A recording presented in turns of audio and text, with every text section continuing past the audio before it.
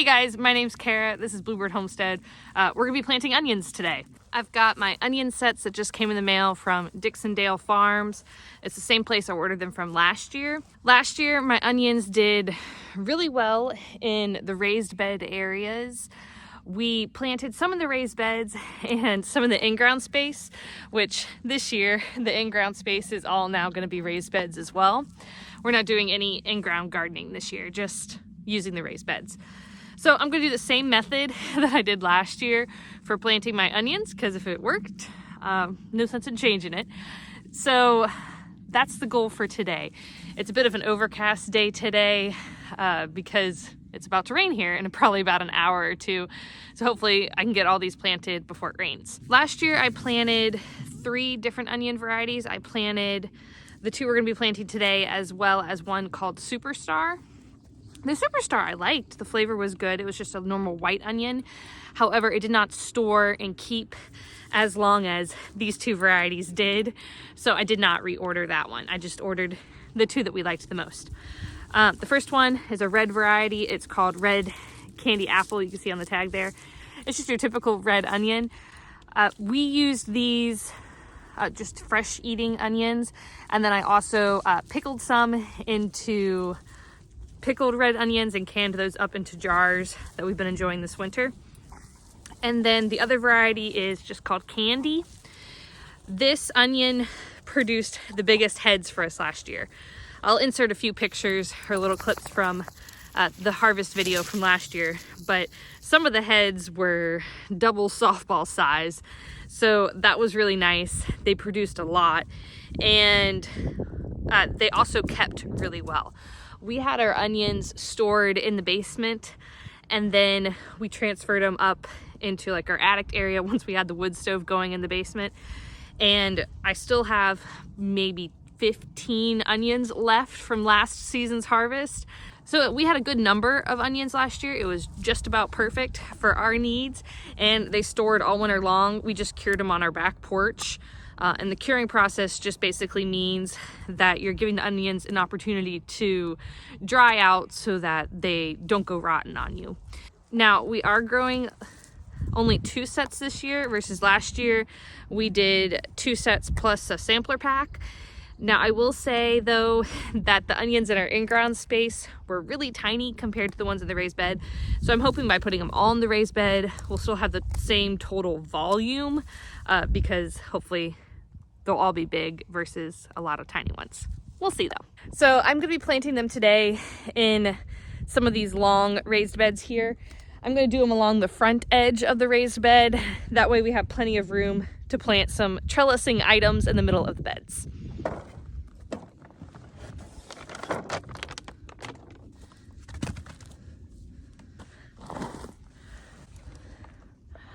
I borrowed the kids' little red wagon cart to carry my big bags of fertilizer because I was not going to carry those bags all the way up from the basement while I'm this pregnant.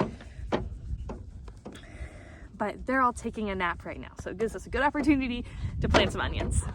I was very pleased with the onions that we grew last year, so hopefully these do just as well. The sets do seem to be slightly on the smaller side. Last year they were a little fatter, but there is a little bit of a mix in there. I'm gonna start off with the Candy onion variety. Last year for fertilizer, when I planted the onions, I used a little bit of the Espoma Garden Tone, as well as Espoma Biotone Starter. That's what's in this big giant bag over here.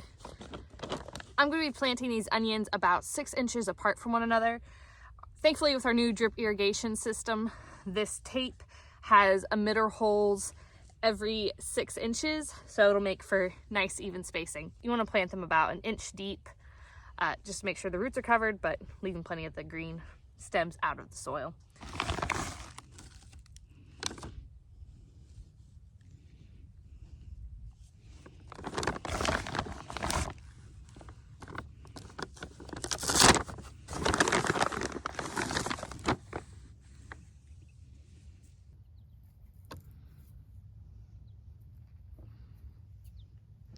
I'm trying to space it so that each onion's next to an emitter hole. See if I can do this with one hand.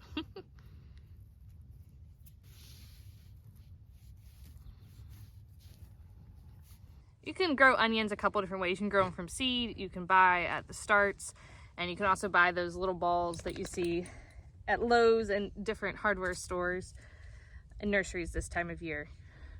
Personally, I've only ever tried growing from seed and then growing from these from Dixondale Farms, and these are the ones I have had the best success with, so that's just what I'm going to keep doing.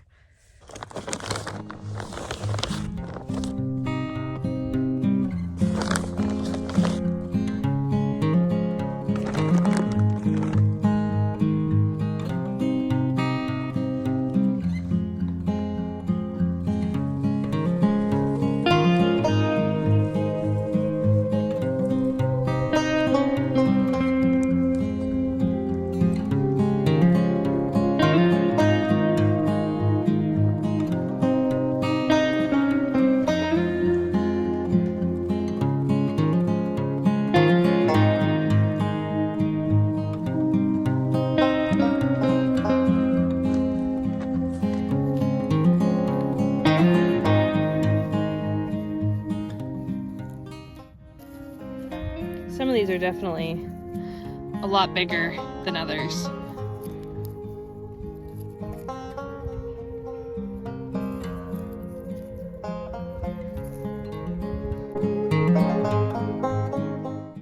Are any of y'all growing onions this year? Let me know in the comments below. I ended up with 3 rows of each variety, 3 of the red and 3 of the candy. I just put them here along the edge of our 12-foot beds. So 3 12-foot bed long rows. There are a couple sets that are really tiny that are left over that I'm going to pop in another bed back here in the corner and not necessarily take up valuable space here in the brand new beds. I have a few beds here in the back with some Egyptian walking onions in them, which they produce. Let's see if I can find one. They produce these seed heads on the top, and then they'll self-seed themselves. So it kind of makes them a perennial here in our area. And we're gardening here in Zone 7 in Virginia. And I'm going to plant some of those little spindly onion starts throughout this bed with the rest of the onions. There are quite a few weeds here in this bed as well that I'm going to take care of while we're here.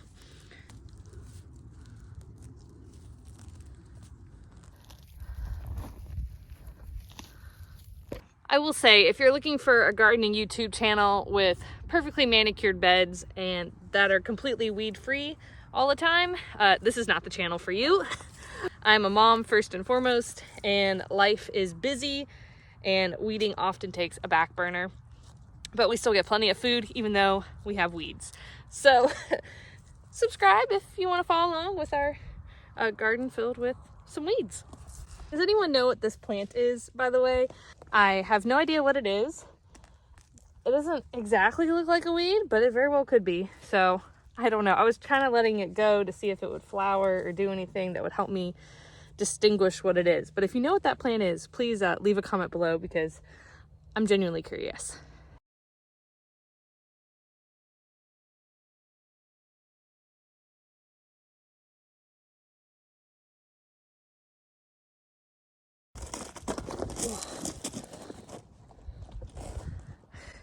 I tell you what, gardening is a little harder when you're pregnant.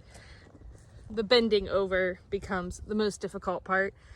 Thankfully, I have this knee pad thing that makes it a little easier to get some gardening jobs done.